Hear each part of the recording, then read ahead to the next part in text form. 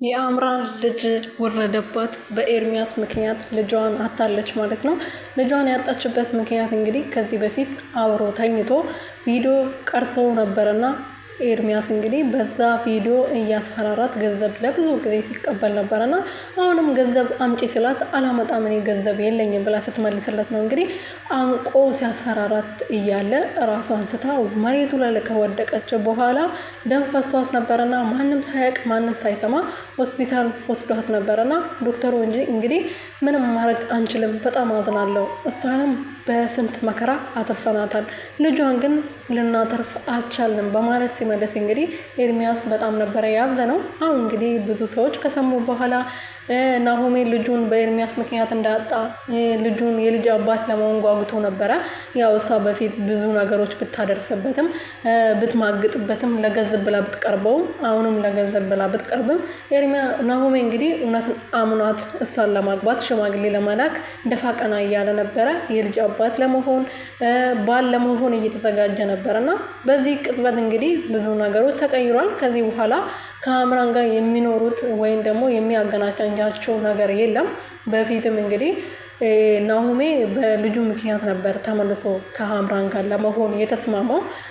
ኑሐሚን ይወዳታል፣ ከሷ ጋር መሆን ይፈልጋል። ግን ይሄ ልጅ በመሀላቸው ስላለ ከሷ ጋር መሆን አልቻለም ነበርና በዚሁ አጋጣሚ እንግዲህ መንገዱን ከፍቷል ማለት ነው ኤርሚያስ። ሰላም ሰላም ቤተሰብ እንዴት ናችሁ? እኔ ያለው ፈጣሪ የተመሰገነ ይሁን። በያላችሁበት ሰላማችሁ ብዝት ትርፍርፍ ይበልልኝ። ለዚህ ቤት አዲስ የሆናችሁ ሰብስክራይብ፣ ሼር፣ ላይክ የመደወል ምልክቱን እየነካችሁ ቤተሰብ እንድትሆኑልኝ በትህትና እጠይቃችኋለሁ። የኔ ወርቆች ኑሐሚን ክፍል 43 ይዤላችሁ መጥቻለሁ።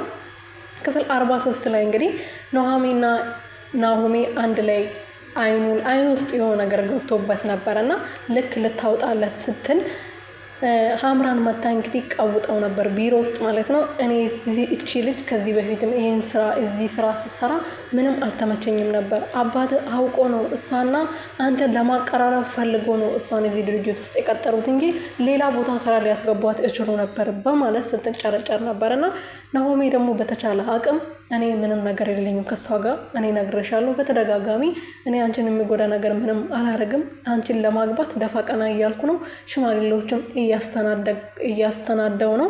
ስለዚህ ይሄን ነገር አጠራጥሪ፣ እሷ ለስራው ብቻ ነው፣ እኔና የእሷ ስራ ደግሞ ምን እንደሚያገናኘን በደንብ ጠንቅቀሽ ታውቂያለሽ ብሎ እያስጠነቀቃት ነበረ። እሺ ብሎ ይቅርታ አድርጋለት ነበረና በህልሟ እንግዲህ ከኤርሚያስ ጋር ከዚህ በፊት በተደጋጋሚ ሲጣሉ ነበር በብር ምክንያት። በህልሟ ሲያስፈራራት ብላ ይዞ አንገቷን ሊቆርጥ ስል ምናምን በህልሟ እያየች ነበርና ሄዳ ለማስጠነቀቅ ሙከራ ለማድረግ ሞክራ ነበር፣ ግን አልተሳካም። እንደውም ሙከራ በማድረጓ ሌላ ችግር ነው ይዞባት የመጣው። ልጇን አታለች ማለት ነው አምራን። በልጇ ነበር እስከዛሬ እንግዲህ ብዙ ገንዘቦችን ስታፍስ የነበረው ናሆሜ ልታገኝ የነበረው ናሆሜን አግብታ ለመኖር ሙከራ ስታደርግ የነበረው በልጇ ምክንያት ነበርና እሱም አልተሳካም ማለት ነው።